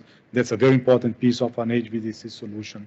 And again, I come to the point when we talk about the localization of HVDC, the missing piece, that's the IGBTs, so the core of the power converters. This, any supplier will keep importing because there is no local manufacturing. So even if you put something over here, you have maybe to do a kind of final assembling, but the real manufacturing is not there because the core is not there. So as long as we have local manufacturing of these microelectronics or power electronics, sorry, then you can, of course, start saying that I local manufacture HVDC. But today, there are not many, in the world. There are few suppliers for IGBTs. And India has a very clear intent to bring this manufacturing down to the country for these IGBTs, and then, of course, we will consider the localization. But as it is today, how the supply chain is built, we do not see this as a concern in terms of competitiveness. Just one last question to Harish. So Harish, in the current order book of 16,000 odd crores, so how much will be related party orders, any sense, like from the parent entities? Related party in the sense with the parents? Yeah, yeah. I mean, there would be a specific number as such, but then, as we said, the local for global is quite a small piece at this point in time. So predominantly, it's all servicing the domestic market. So that's where it comes from. So only the piece which is, particularly the service part will be there, and that's not got a significant amount of lead time in terms of order book. It's book to bill 1:1. So largely the exports are third party then, in that sense. Yeah. Thank you. Sir, I have a question on the capacity timelines. So you are already doing the capex on transformer side as well as on the switchgear side. So can you tell us the timeline of commissioning of these capacities? And are there enough inquiry build up with you already for these capacities, both on the domestic as well as on the export? Like you answered on the export side that it's still dependent upon how things pan out, but on the domestic side, how are the inquiry build up for the offtake of your incremental capacity that you would be commissioning over a period of time? So first on the timelines and then on the inquiries. Yeah. So on the timelines, the factory are now, so Calva, the transformers we start earlier, and we are in full swing in the construction. So we expected that this factory should be ready end of 26, beginning of 27. So it depends very much because civil construction, all these things, you cannot be super precise, but will be, from half of 26 to beginning of 27. For switchgear, we just broke the ground another day, so we are starting, demolishing and those things. These should come also along end of 26, along 27. So this is more or less when they will be made available. And in terms of pipeline, in transmission, locally and globally, whatever capacity we put available, it's immediately demanded, right? So we see so many projects coming up on the TBCBs in India that we are filling the factories, filling the factories with all these orders. So capacity is not an issue. Capacity is actually something that we have to manage due to the excess of demand, and that's why we're expanding. To the other point of your question, the export is more or less how I have answered the colleagues here. So the export is something that we do not manage as our own decision because actually we are demanded for the export, right? So I can say one order that we took, I think it was 25 that we got Iraq. Iraq was 25. So there was a big order from Iraq. There is a reconstruction project in Iraq, and Siemens Energy got a very large order in the country for the reconstruction of Iraq, and not only transmission, but also thermal gas-fired generation. And when Siemens Energy got this project, then they can say, look, we need the GIS, and GIS we'll do in India. Yeah? Gas turbines will be Berlin. And then but it's not that we decide, oh, I will do that by myself. Yeah, I have not this authorization because it's not my call, right? But also as global, there is a huge demand for equipment. We get, of course, more and more requests for supply because we have a very good factory quality price that we can, supply for. Yeah. And how confident are you on the pricing of the transformers and power transmission related components, given the way that every player is now expanding? So how do you see the cycle? What would be your view of the entire cycle by FY27 or maybe by FY28? We see the price keeping on the same level because, in spite of the expansions that we see, the demand is still very high, locally and globally, because the energy sector is spending big time. So the capacities are coming along to support India so that India does not have a shortage of equipment, but still there is an opportunity, for the price being kept up because the demand still will be high for the years to come. We cannot predict for how many years because nobody knows, right? The world is so unpredictable nowadays. Everything can happen in this world, but nothing disruptive happening, right? We see the price kept on the same level. And of course, we are also working very strongly on operational excellence that we can keep improving our costs and also the price to the customers. Understood. Yeah. Thank you, sir. Thank you. So this is Sumit Kishore from Axis Capital. First question is, over the next 1 to 2 years, which are the VSC HVDC projects that you see coming up for award? And roughly what would be the size of the opportunity for Siemens energy here. We know that the South Olpad HPDC project is currently up for award, but what are the other opportunities that you see over the next couple of years? Yeah, so as this renewable evacuation grows, as per the National Transmission Committee, so these numbers actually we get from the government. So this is our source of information to our market analysis.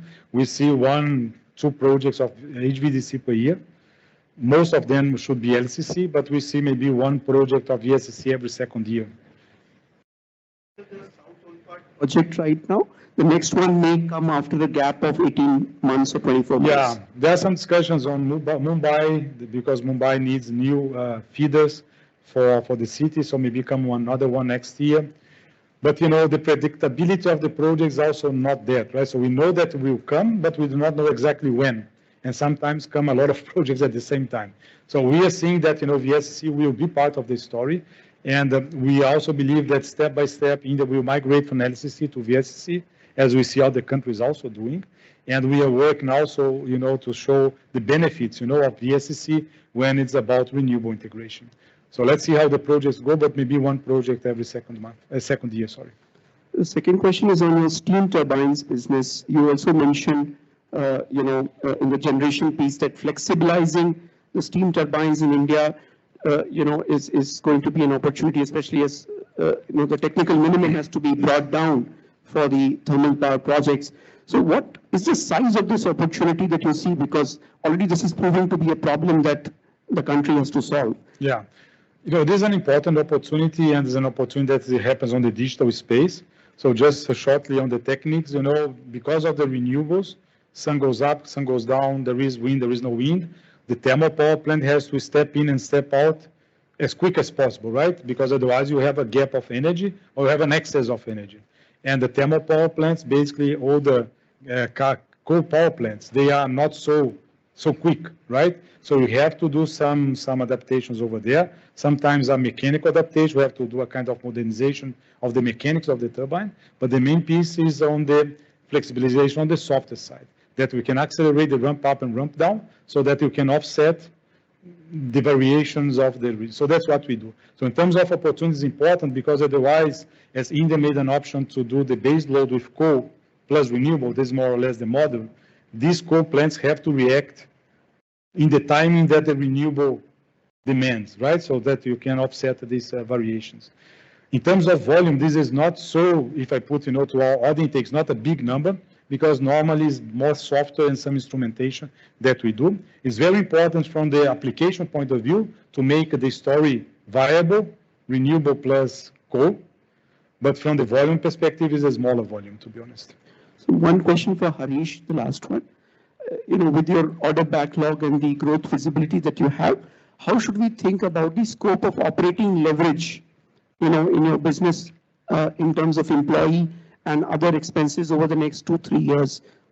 Could you comment on that? Yeah. Yeah, so good question. So basically, because of the scaling, It seems to be off.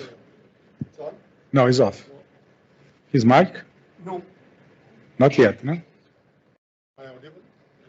No. You good? No. No, it hasn't.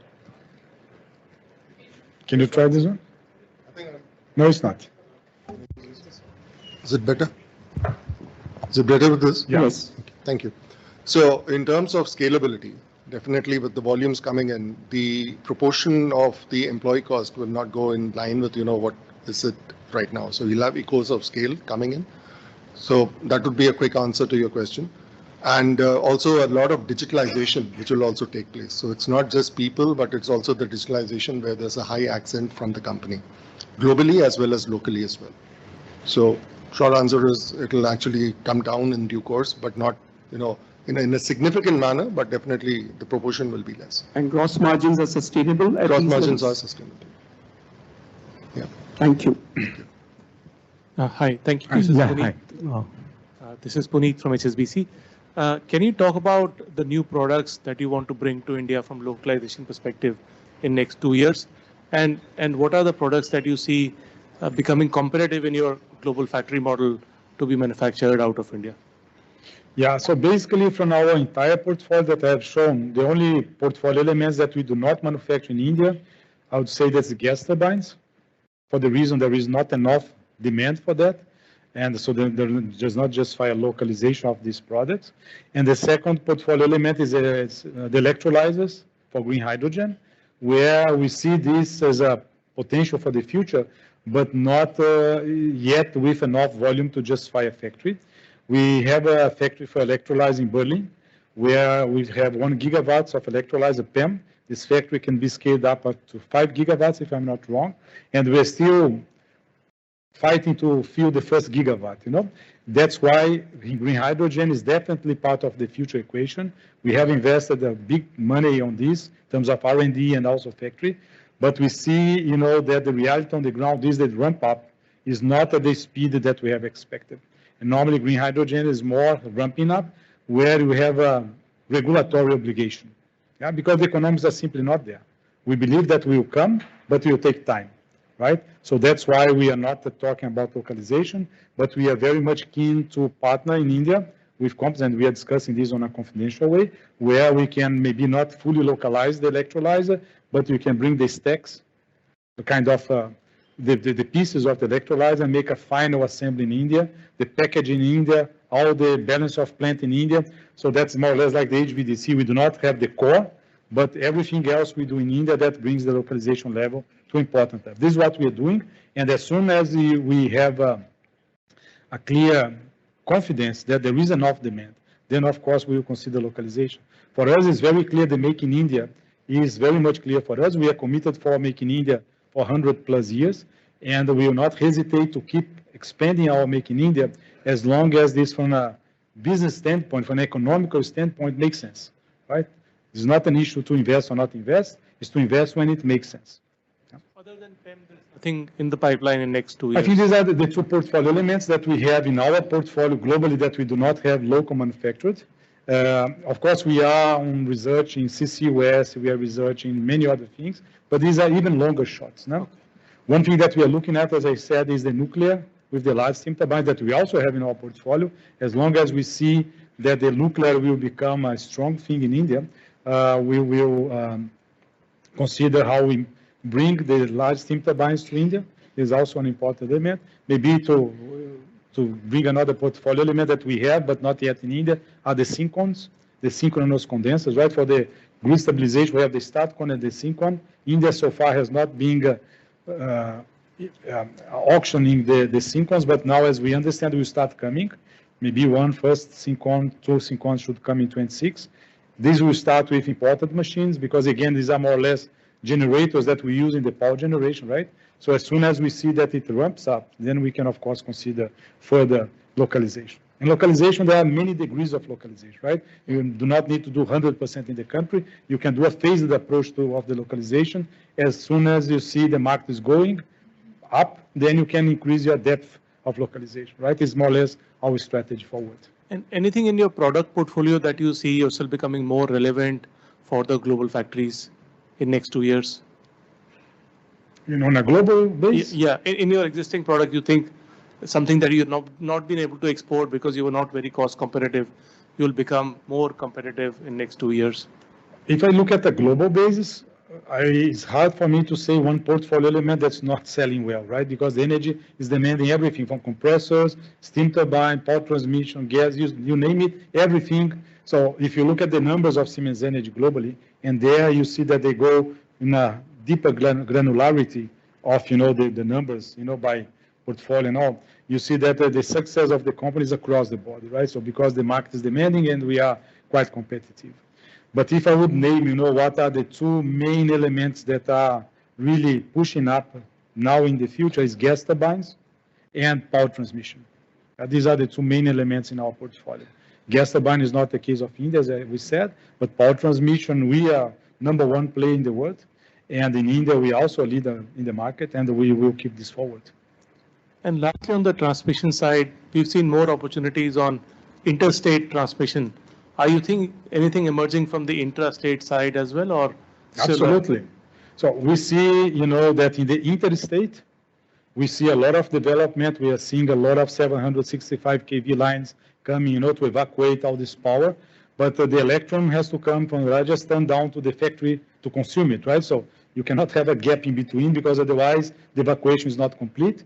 And I think on the state level, this should happen. So expansions, and we are actually seeing even StatCons come in Maharashtra. We see a lot of things coming in Gujarat. We see just approved an offer yesterday for Kerala. So we are seeing projects coming up in a bigger time across the states. And this has to catch up so that you can evacuate the power down to the consumption, to the load. No? Understood. Thank you so much. My pleasure.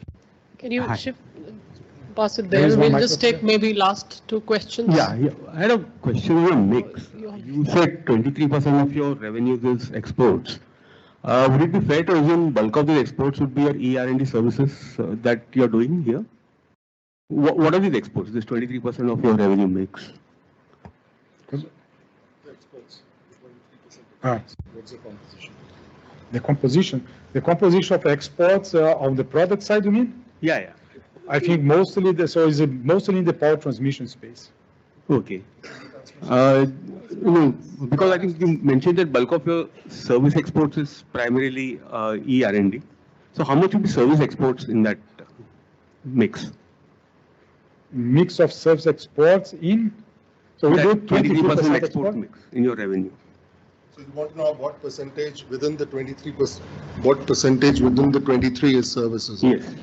I mean, I can't go into granular details because it is 23% overall, and there is a service component which is within the generation piece, which is there.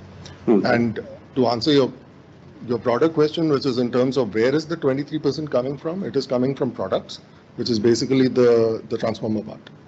Fine. You can say that most of the export is product, and most of the products are transmission. Okay. Secondly, if I look at your manpower split, I think you mentioned 4,500 employees, out of which 1,500 employees are in ER&D services. So, is there a scope for a significant ramp up in terms of revenues from ER&D services alone? I have a difficult to hear. So. From the ER&D services, engineering and R&D services. Hmm? So they're saying you have the R. Hmm? Hmm? How much will ramp up? Yeah. So we have, okay, just because acoustically I cannot understand you. So 1/3 of your manpower is actually into engineering and R&D services. Got it. 1,500 employees is what you put in the presentation. Explained it to him. Yeah, so the 1,500 employees that we have in R&D engineering that work mostly locally to global, right? So this is the base that we have, and this number will grow. But the growth of this number, I don't have this clear now, and I would not be sharing this as well because of forward guidance. Okay. But, it depends very much again on how headquarters wants to leverage us, right? So if they decide, and the decision is there, I can share that the company wants to leverage more India for the global. That's definitely. How much will be that and how we are ramping up, this will depend on their own global plan. And out of this global plan, how much they will devote to India to be expanded over here. And this is something that we also get to know along the time. Okay. Just to get a bit of context, how much was this staff strength 2 years back, and how much are you planning to hire in the next 2 years? On the global? No, on the engineering R&D side. On the total R&D? Yeah. Yeah, because we do R&D stroke engineering. So for us, there are pure R&D that we do, but there are also a lot of engineering for project execution. Yeah, so what I want to understand is today you have 1,500 people. So what was this strength 2 years back? What was the 1,500 2 years back? Would be somewhere around 600 to 750 2 years ago. 23. And what are you planning to hire over the next 2 years? As he said, this is something which is dependent on what comes through from the global, because the demand pull needs to come from the global, and then likewise we will be ramping up. Fine, thanks. The last question I had was, I think in the first slide on transmission, you mentioned transporting and storage of energy. So what are you doing in storage specifically? Yeah, so storage for us is more an application. We are not a player on the storage across the border like many companies do. So we are not in large BESS system. This we are not, right? We use storage more on the grid stabilization because we have some projects where we combine storage with Syncon, with StatCon to secure the stabilization of the grid. So we are more a niche player on the storage, not a major player on the storage. Reason for that is that storage, as you know, 60-70% of the value comes from the batteries. We are not a battery manufacturer. We're not going to be a battery manufacturer. And that's why, the value that we can add is very low. So then we apply this when we have an application that makes sense on the overall context of the solution we are providing. Okay. Just a related question. Do you see storage cannibalizing transmission spans? No. No. I think storage is actually complementing the transmission in terms of stabilization, because storage can stabilize the grid. And I think is a very important complement for the renewable story, where you have a lot of surplus of renewable in times when you do not have the consumption, and you have to put this energy somewhere so that you can transport it forward. Actually, the storage optimizes and make the renewable generation more efficient, because you can have more power accumulated to use the lines, and also increase the efficiency of the power transmission grid, right? Because you do not have then underutilized grid, because you do not have power to transmit. Yeah, I think the demand for power transmission is there and will be there forward. Thank you. Thank you. Hi, am I audible? Yeah, I'm Dia from White Whale. Just correct me if I've got the stats wrong. If I just look at the NEP plans, there are three components. One was substations, one was transmission lines, and then there's HVDC. There's a significant step up from 22 to 27, and then again a step down in terms of transmission lines and substations. So the data kind of implies that not many additions are going to come in the substations and the transmission lines. The only non-linear growth which was there was in the HVDC part. So in that context, how do you look at the HVDC portfolio in your transmission, revenue vertical? Yeah, we have said this before. So we had a big growth of transmission to last year for this year. And this growth will still be there, but not in the same magnitude, because, this will be more growing in a reasonable number of 3, 4, 5%. And it goes forward because we're expanding the generation anyway. So I don't see that the market will decrease. Actually, it will not grow so big, but we'll keep growing forward. When we look at the HVDC, definitely HVDC is an important element. India is also looking to other portfolio solutions. So this is also a public thing. India is looking at growing the AC lines to 1200 kV, right? So there are a lot of 765 right now. So at the end of the day, the grid is a combination of several voltage levels and several technologies to suffice the demand. HVDC, we are in the market, as I have said, and we are focused on the VSCC, and for every VSCC that comes up in the market, we will be participating and fighting to win. Got it. So this is an important element to us. Okay, just one last question. Was this ISTS waiver going away? Are you seeing any pullback? Which one, sorry? The ISTS waiver, which is the interstate transmission waiver, which was given. That's been phased out starting, I think, FY28. So do you see any pullback on, interstate transmission capex from here on, just because of this new policy? Well, I wouldn't see, for the reason that, the demand for electricity will not go down. It will only go up, as I have said. And the waiver is a facilitator or incentive to, to accelerate the renewable implementation. But I think also renewable is becoming so competitive, because these incentives are also not forever. And just, to get traction, and then when you get traction, then you do not need anymore. Irrespective of incentives or not, the demand for electricity will be there. So then you need generation, you need transmission. So there is no other way. So it's not because of this that the growth of India will not happen. Actually, the growth of India will push the growth of the power sector. Okay. I think we had one question back there and then one here, and then I think we'll just close it so that we get some time to speak. Yeah, please. Am I audible? Yeah, please go ahead. So good morning. This is Abhijit Singh from Systematics. First question is, I wanted your view on the sustainability of power demand.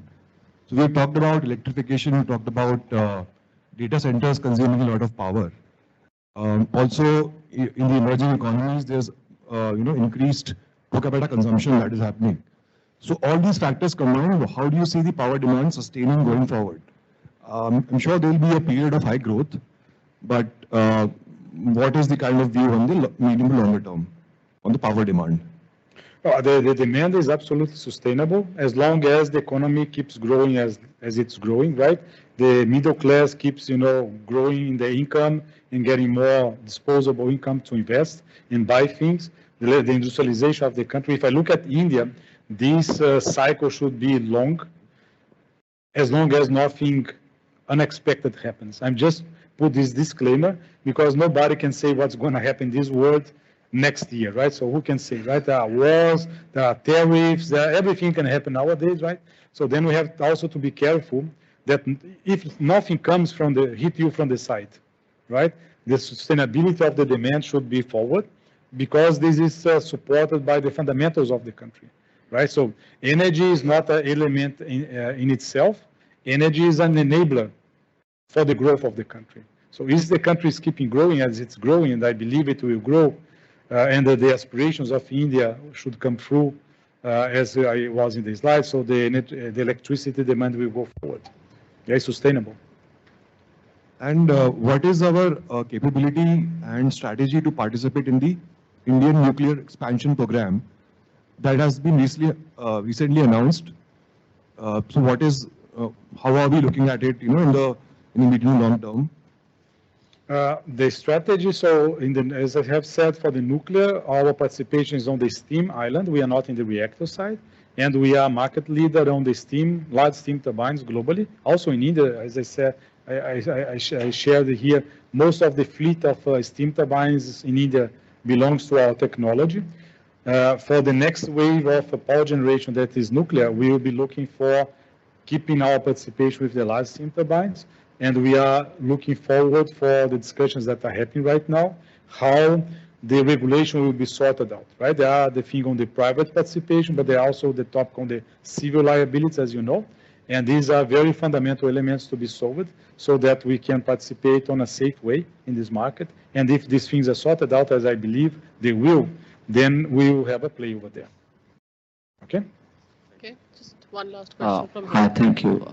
Amit Anwani from PL Capital. First question, sir, on the generation side. Just wanted to understand your outlook on the steam turbine for industrials and gas turbine. The domestic market has been kind of slowed down. The capexes have slowed down. And we can see the growth was only 11% YOY for you in generation. And I'm assuming there would be large service portfolio also in that revenue. So just wanted to understand the outlook, which industries you're getting traction, if at all, and will this be double digit or there would be improvement in growth? Your thoughts on that, yeah. No, thank you for the question. So in the industrial steam turbines that we do in Vadodara, we see is a very different market from power transmission. Power transmission is going through a boom because of renewables and everything. The steam turbines goes more along with the industrial sector development, right? And there we see an average growth from 4 to 6% that goes along with these industries. So there is a consistent demand for steam turbines, and that's why we have a very good load and a very good, stable business over there. The main verticals that we see is basically steam, cement and steel, because, it's expanding infrastructure in this country as it happened with rails, roads and everything, airports. You need a lot of cement and steel, of course, and then we are applying steam turbines over there before the expansions, but also many customers doing the waste heat recovery where they have, existing plants, but they wanted to optimize and bring more efficiency with the capture of the flue gases and generation of additional energy. So many turbines come out of there. We also see the pulp and paper expansion. Sugar and ethanol. Sugar and ethanol had a peak with all the blending that happened. Now it's lowered down a little bit. If India keeps, with a high ambition on blending more ethanol to the gasoline, then of course you need more mills to produce more ethanol and then pushes along again the industrial steam turbines. But fundamentally, say metals, cement, sugar and ethanol, pulp and paper. Second on service pie, is understanding correct that the 20 billion largely coming from the power generation services? And second, are we doing any third-party service? How has been the growth in the service business and also the profitability margins in service business? If you can give some color on that. So basically, the service is coming from the generation side predominantly. I think your assumption is correct to that extent. And then it is, of course, on the back of the installed base. So it's more not third party, but more on our install base where we're getting the service business. And then there are also those additional ones which comes from mods and upgrades as well, which is what Guillermo was referring to, because there are also upgrades on aged fleet as well, which gives us an opportunity to bring in the service component along with the spares, which acts as a kicker for us. And how has been the profitability here? I mean, I can't go into the details of the profitability of Sure. segment wise. Lastly, on the Statcom and facts, you did highlighted that we had a 50% market share and we did want good numbers in F25. So a bit medium to long term, what is the opportunity in Statcom and facts? How's the market, and will this be significant contributor to our intakes also, since we are saying that HVDC still might take some time for intake to come there. So just wanted to understand the Statcom and facts by. Is it coming from central utilities, state utilities, and how was the contribution in intake for this year? Statcom is an important contributor. You know, because of the renewables, Statcoms will be demanded. If I'm not wrong with the number from CEA, is around 75 Statcoms that are in the plan. Last year we had around 10. This year, as per the plan, we should have another 8 to 10, and it should go forward like that. Maybe we can consider 10 per year. So keeping the same success that we had, Statcom keeps being a very important element to us. Where we have been successful, we have a good technology, we are competitive. So this will be forward a major contributor. How was the contribution this year in intake from Statcoms? So in the total order intake? Yeah. These we do not disclose. Okay. Because, you know, then goes down to the granularity of the portfolio element. Sure. But you can consider that in the transmission space was an important contribution. Thank you. Thank you. I think with that, we will just end the Q&A session, please. Just give us sort of 5-10 minutes. And thank you everyone for joining us today. Those of you who have taken out time to come and join us here, and those who have joined us online as well. So with that, we end the meeting today. Thank you very much. You could join us outside now for some more questions if you have, and some tea coffee break as well. Thank you so much. Thank you so much. Thank you so much.